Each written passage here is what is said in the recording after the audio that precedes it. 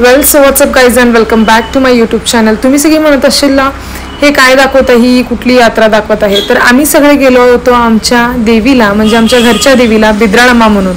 गुत्तलपासून हे कर्नाटकमध्ये गाव येतं. गुत्तलपासून थोडं पुढे गेल्यानंतर ना बिद्रळी म्हणून एक गाव येतं आणि त्याच गावातली ही देवी म्हणजे बिद्राळम्मा.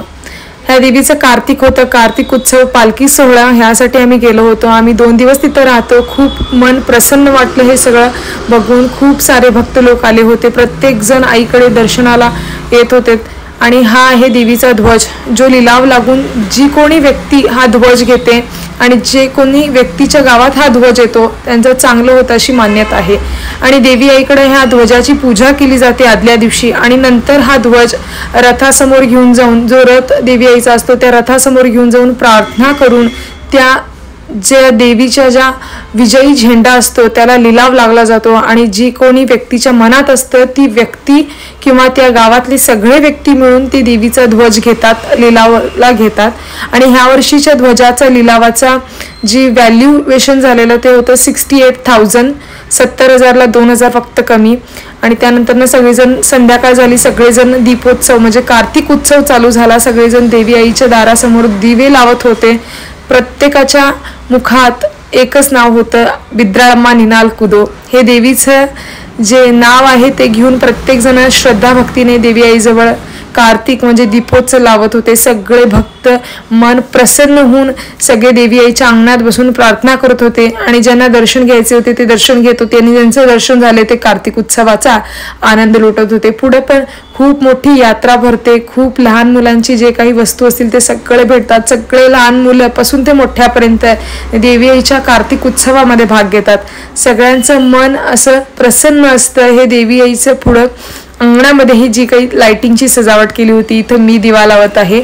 आणि हे पुढं मगाशी सांगितल्या पद्धतीनंच देवी आईचा रथ गावामध्ये निघतो. प्रत्येक जणाच्या ज्या उत्साहपूर्तीने जे प्रत्येक जण ढोल वाजवत आहेत रथाच्या समोर. आणि देवी आईची जी रथोत्सव पालखी होती ती निघाल्यावर होती गावाकडे. आणि प्रत्येक जण ह्या ढोलाच्या तालात नाचत होता. आणि पुढं बघू शकता तुम्ही किती गर्दी आहे. आणि हा आहे देवी आईचा रथ, बिद्राळम्मा देवीचा रथ.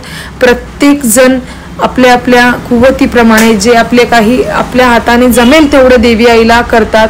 प्रत्येक जण हार घेऊन येतात, देवी आईकडे प्रार्थना करतात. आणि इकडं सगळेजण लिलावाच्या तयारीला म्हणजे जे लिलाव झाल्यानंतर ना पुढे रथ ओढून देवी आईची जी पालखी रथोत्सव पालखी होती ती गावाकडे पुढे पुढे जात आहे.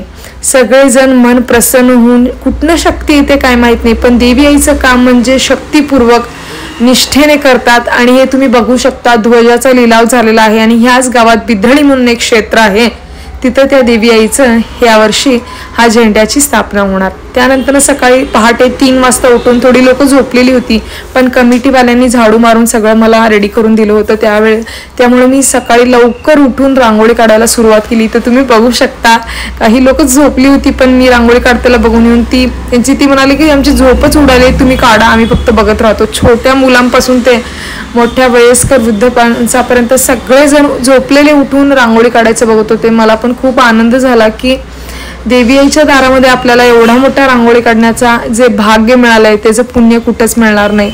आणि जे स्वर्ग सुख म्हणतात ते प्राप्त झाल्यासारखं मला वाटत होतं.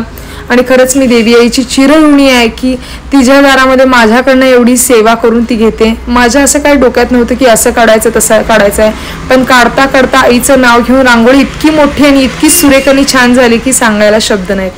आणि इकडं होळी गंगवा म्हणतात कर्नाटक साईडला, म्हणजे गंगा माताची पूजा आणि यात्रेची सांगता करून सगळेजण जी पालखी होती ती नदीकडे घेऊन नदीची पूजा करून पालखी नदीजवळ थोडा वेळ बसून त्यानंतर सगळ्यांनी मनोभावे प्रार्थना करून अशीच पुढच्या वर्षी देवी आई मी तुझ्या श्रद्धे भक्तीसाठी तुझ्या कार्तिकला येतो म्हणून सगळ्यांनी मनपूर्वक देवी आईकडे साकडं घातलं. आणि असा होता हा आमचा बिद्रळीचा व्लॉग. आणि हे सगळं शूट करून मी आणलं होतं. म्हटलं तुम्हाला पण कळावं आपल्या कर्नाटकचं, उत्तर कर्नाटक राणेबेनूर स्टाईलच्या पुढं गेल्यानंतर ह्या गावच्या देवीचा महिमा. तुम्ही पण कधीतरी आलात तर नक्की व्हिजिट द्या.